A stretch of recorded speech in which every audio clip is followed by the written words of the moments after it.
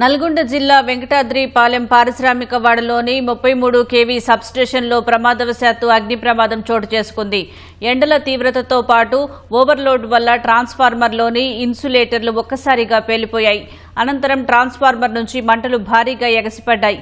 సమాచారం అందుకున్న అగ్నిమాపక సిబ్బంది మంటలను అదుపులోకి తెచ్చారు. సకాలంలో స్పందించడంతో మంటలు ఇతర విభాగాలకు వ్యాపించకుండా అడ్డుకోగలిగారు. ఆ ప్రమాదంతో స్థానిక ప్రాంతాల్లో విద్యుత్ సరఫరాకు అంతరాయం ఏర్పడింది.